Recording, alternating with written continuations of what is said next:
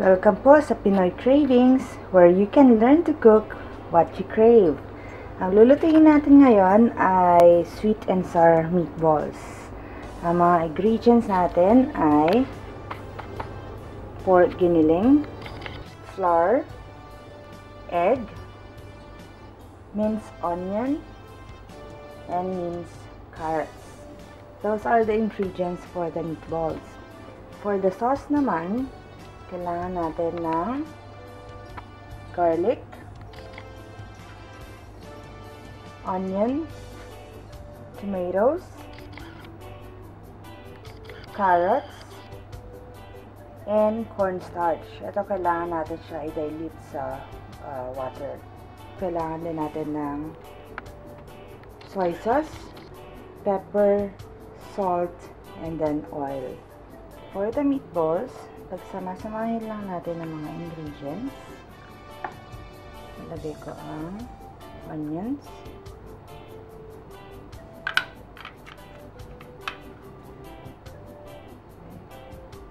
ang egg,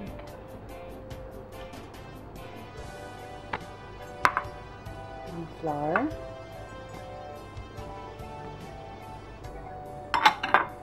and also the minced onion. Minced carrots. Okay. Yan, ang gagamitin ko dito ay ang aking kamay. Just make sure na malinis ang kamay mo. Ako naghugas na ng kamay. And lalagyan din natin ito ng salt and pepper. Yan, nakapaglagyan na ako ng salt and pepper. Haluin natin. Just make sure na nahalo nyo siya completely. Okay. Haluin ko lang to and babalik tayo ulit. Ayan, nahalo ko na siyang mabuti. Ngayon, bago ko siya i-form sa mga balls, ang gagawin ko muna ay magte-testing muna ako ng taste test. Okay, nag-form ako dito ng maliit na parang patty. Ngayon, ipiprito ko siya. Okay, para lang matikman kung okay na yung ang ating timpla. Okay? Ngayon, kung hindi pa, pwede ko pa siyang i-adjust. Kasi kung ipiprito natin to nang hindi tayo nagte-testing, baka matabang pa siya or hindi pa sang-ayon sa ating lasa.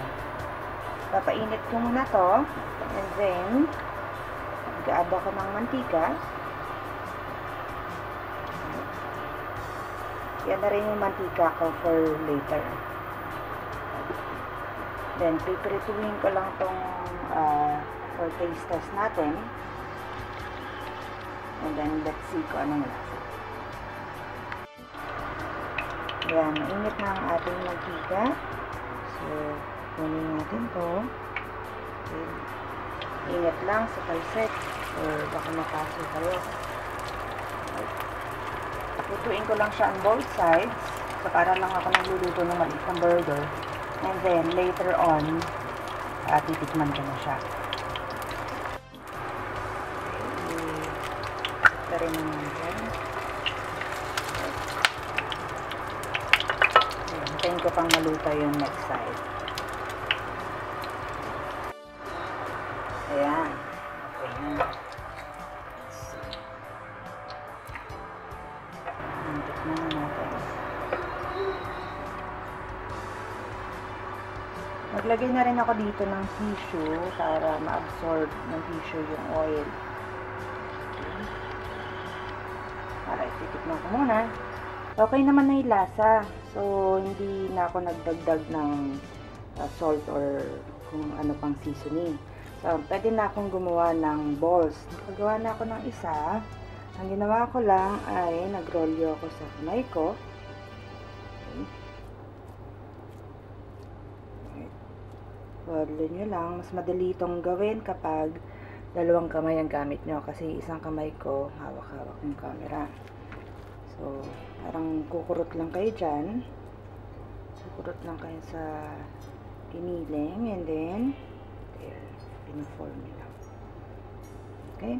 Itutuloy ko lang to hanggang maubos itong giniling natin. Ayan, paggawa na ako ng meatballs. Although hindi pa ubos yung ating mixture. Ayan, gagawin ko, piprituhin ko muna ito. And then, while ito nagpiprito, magpo-form ulit ako ng mga meatballs. Okay? Alright.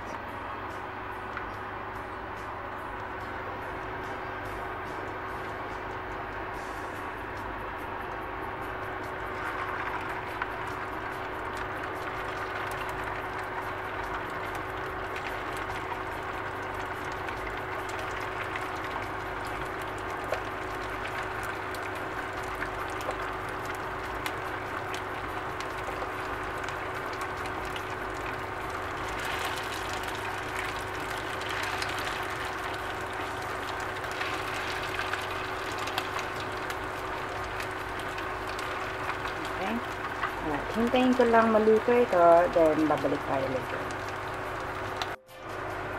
Ayan. Medyo nag-golden brown na siya. Ayan. Ang ginawa ko, binabalik-baliktad ko lang itong mga to until lahat ng sides ay golden brown na. Okay. Ayan. Natapos na natin lutuin or prituhin itong mga meatballs. The next naman natin gagawin ay yung sauce. Ngayon, gagawin naman natin ang sauce. Una muna. So, bali ito yung pinagprituhan natin ng meatballs kanina. Binawasan ko lang ng oil. Lagyan natin yung garlic.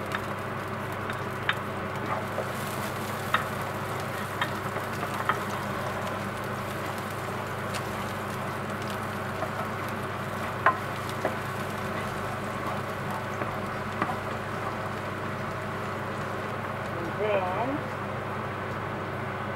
onion.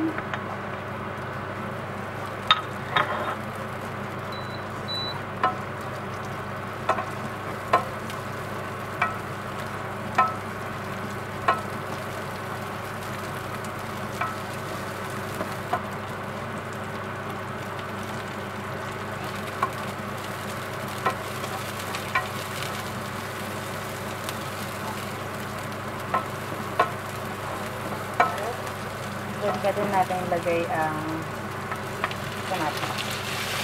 So, tomato.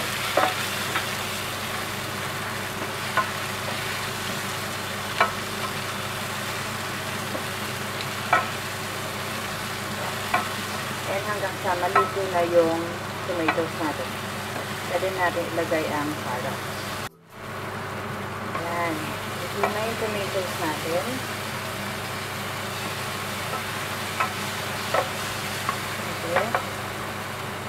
This time, pwede natin ilagay yung tomatoes. Or yung carrot, sorry.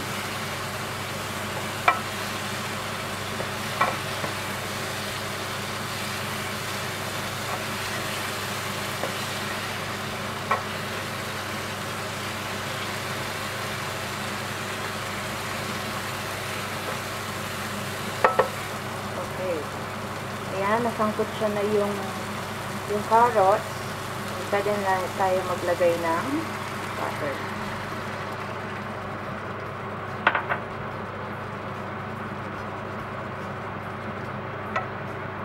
Dito pwede kayo maglagay ng iba pang mga ingredients like green red bell pepper, pineapple. At for me kasi hindi ako kumakain ng bell pepper. So, hindi ko siya nilagyan. So, option nyo kung anong gusto nyo ilagay.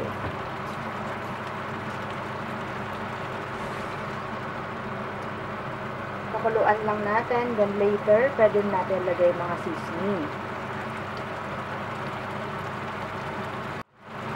Okay. Ayan. Pwede na tayo maglagay ng toyo. Suka. Yung pala isa kong nakalimutan sabihin kanina, o ipakita kanina, kailangan rin pala natin ng suka and sugar dito. Dito kasi napakita sa inyo kanina, yung isa.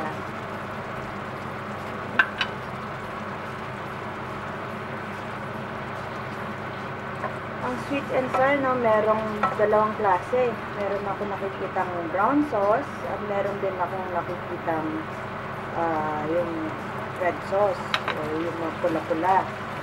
Ang choice ko dito is yung brown sauce. Kung gusto niyo naman yung red sauce, pwede kayo maglagay ng tomato sauce.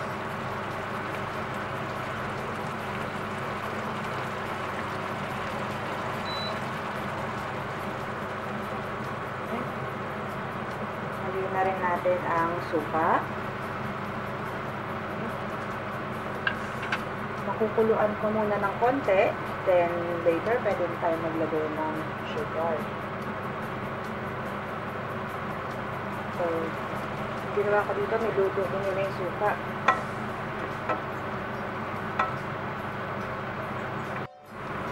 Okay, ayan, pwede natin siyang lagyan ng sugar.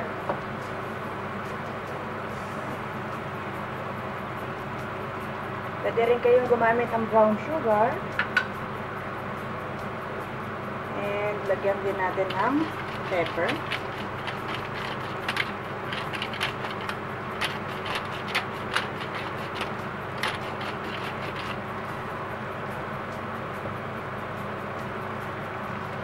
Haluin lang natin. And this time, tikman-tikman nyo yung sauce kung okay na siya sa panlasa nyo. Dapat dito, naglalaban yung asim at saka tamis. So, later, titikman natin siya. Then lang natin completely na-dissolve yung sugar. Alright. Yan, natikman ko na siya kanina.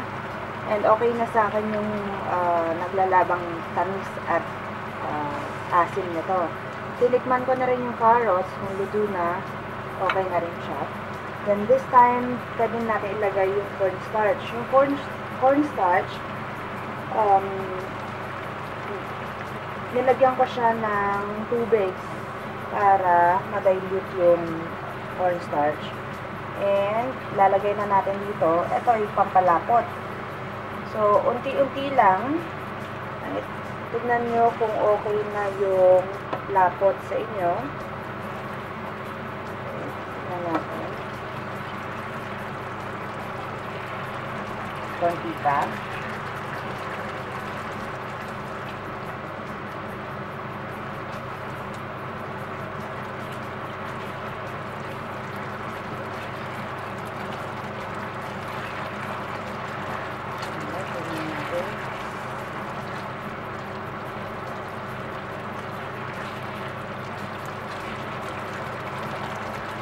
Konting-konti nila.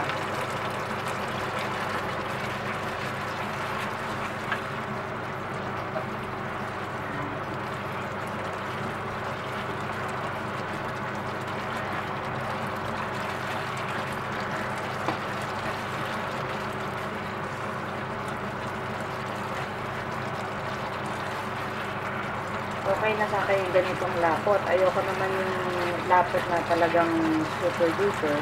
Okay na sa akin yung ganyan. Okay. Ngayon, pwede na natin ilagay yung meatballs. Yung kaninang prinita natin. Pwede natin ilagay ito.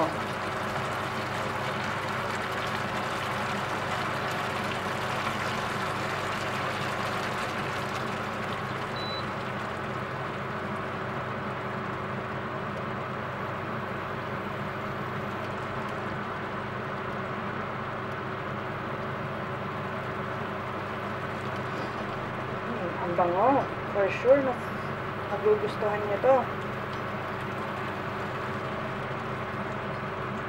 Ayan.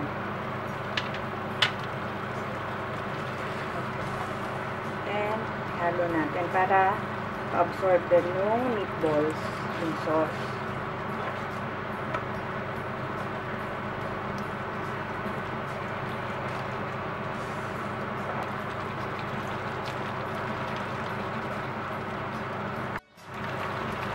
Ayan, luto na ang ating sweet and sour meatballs. Ilalagay ko na lang siya sa serving plate. Then, pwede nang i-serve. Pwede nang kumain.